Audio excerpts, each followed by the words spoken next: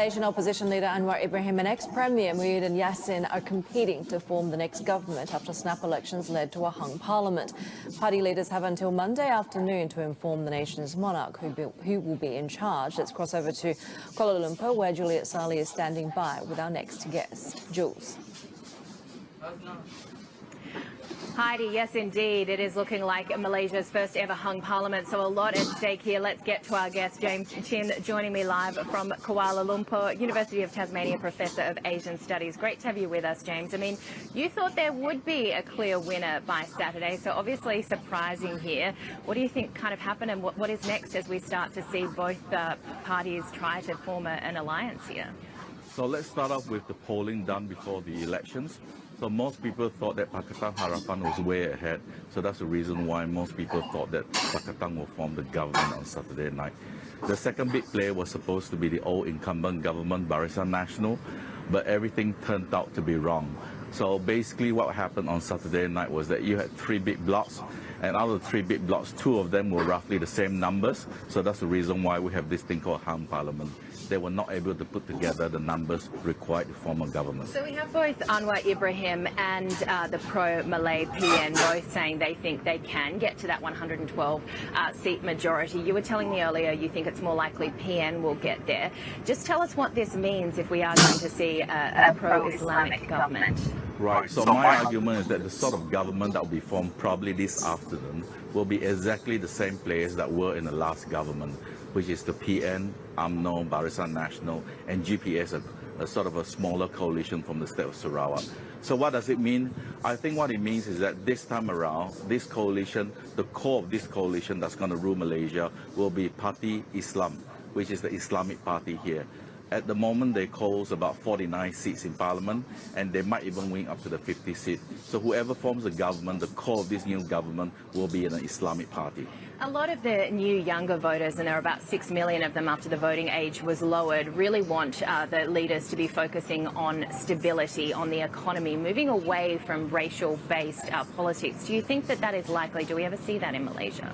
Well, we don't have real statistics here, but sort of the early numbers show that the young people did not really come out to vote, but those who did come out to vote, interestingly enough, voted for the Islamic Party.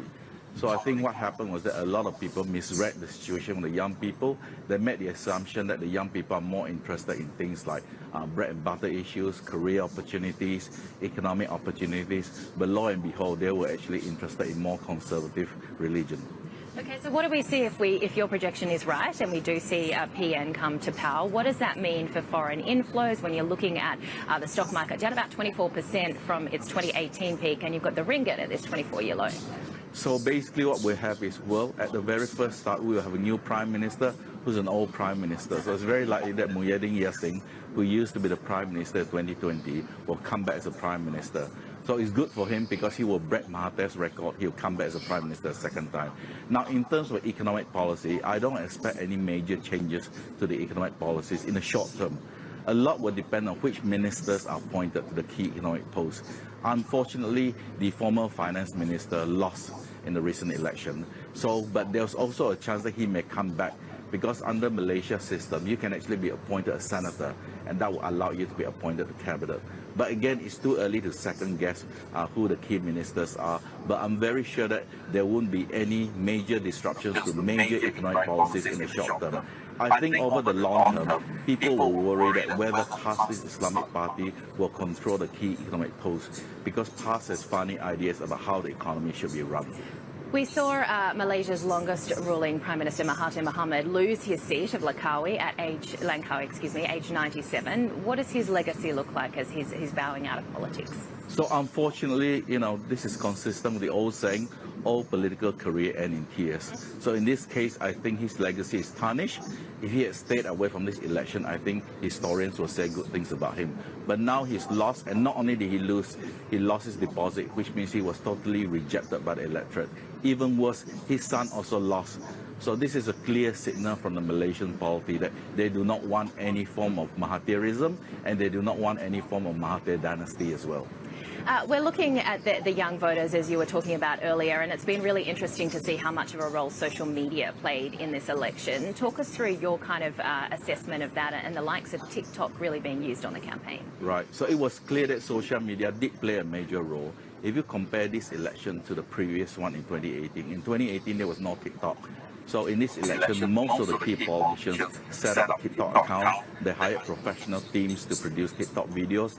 It did play a major role in setting the narrative, but unfortunately, the narrative that was set was not the key reasons why the vote went in a certain way.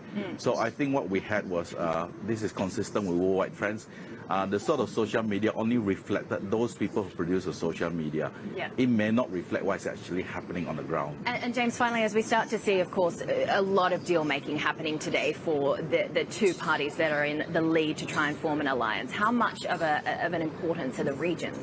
Right. So the regions will play a very important part. So what happens with both this coalition, Anwar Ibrahim and Muhyiddin Yassin, they're looking towards the state of Sarawak, located on the island of Borneo. In the state of Sarawak, there was a coalition called GPS, and they have solid numbers. There's about 22 members. So whoever forms the government will require the 22 MPs in order to reach the majority. So everyone is looking towards Sarawak. My understanding is that the Sarawak leadership of GPS have already decided that they will support Muhyiddin and they will not support Anwar. So without that bloc, it's highly unlikely that Anwar will get the numbers necessary to form the government. All right, James Chin, we thank you so much for your time from the University of Tasmania. Sending it back to you, Heidi, Kathleen. That's Juliet Sally with University of Tasmania Professor James Chin. Now let's get to Annabelle with a look at investor reaction to